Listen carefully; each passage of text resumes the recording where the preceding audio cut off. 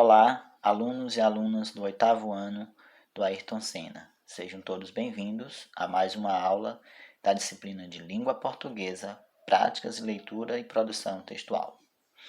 Pessoal, na aula de hoje, nós iremos trabalhar a linguagem do texto trabalhado na nossa última aula, que foi o poema de cordel, O Poeta da Roça, que eu estou mostrando aqui para vocês nesse momento.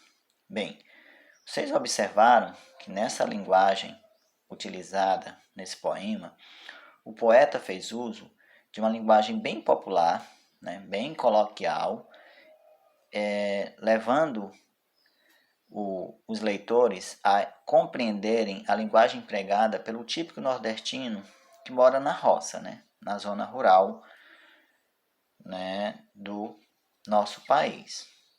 Pois bem, além desse estudo, de estudar a linguagem empregada no aspecto da variação linguística, nós também estudaremos uma figura de linguagem conhecida como antítese. Em particular, que em alguns dos versos o poeta fez uso, fazendo esse jogo de palavras, de oposição entre algumas expressões dentro do poema. Pois bem, vamos aí. Aqui no início da página 86, nós temos o exercício, mas vamos primeiramente estudar o assunto propriamente dito, que fica um pouquinho mais para o meio da página. Pois bem, antítese. O que seria uma antítese? Já sabemos, pelos muitos estudos que já fizemos sobre recursos de linguagem, que a antítese é uma figura de linguagem. Mas que figura de linguagem? Ela faz o que exatamente? Ela consiste na aproximação de palavras que expressam ideias opostas. Então, quando nós temos, por exemplo, numa frase, a palavra bem e a palavra mal, por exemplo, nós estamos produzindo uma antítese. Mas essa antítese, ela tem uma utilização bem peculiar, que ela visa uma aproximação entre essas duas ideias opostas. Então, o sentido dessas duas palavras utilizadas ou expressões, eles são constantemente enfatizados, produzindo uma oposição no contexto em que elas são empregadas. Assim, não é possível estabelecer esse contraste, essa oposição, se os termos forem empregados isoladamente. Então, só há antítese se os termos forem empregados com algum tipo de conexão, mesmo que seja que ela produza uma oposição.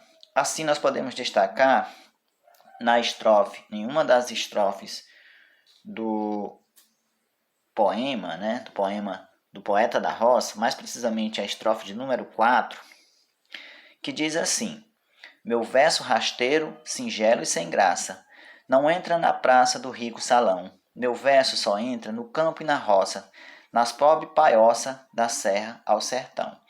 Então você observa que há duas expressões destacadas, que são justamente o rico salão e pobre paioça. Há uma oposição clara aí, quando ele se refere a rico salão, ele está falando justamente nas salas nobres, dos ricos, enfim, nas coisas sofisticadas. Já quando ele fala pobre paioça, ele está falando da casa dos pobres. Então, rico se opõe a pobre, assim como salão, que significaria algo bonito, belo, uma casa linda, se opõe a paioça, que é uma casinha de palha. Então, nesses versos é possível perceber uma relação de contraste, ou seja, de oposição entre as duas palavras que eu acabei de explicar. E assim, alguns poetas, no caso aqui o poeta Patativa do Assaré, ele fez uso desse recurso estilístico e é constante, não só no Patativa, mas em vários poetas, não também apenas da literatura de cordel, mas de toda a literatura, fazer uso dessa figura de linguagem. O nosso outro assunto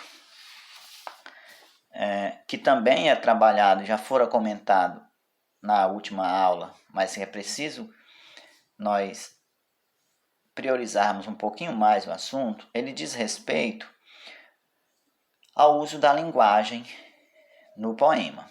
Bem, que linguagem foi utilizada? Já sabemos que o poeta utilizou uma linguagem bastante popular, né?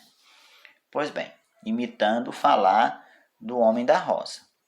Então, temos aí como exemplo, quando ele fala do lugar onde ele nasceu e onde mora, ele diz assim: sou filho das matas, cantor da mão grossa, trabalho na roça de inverno e de estio.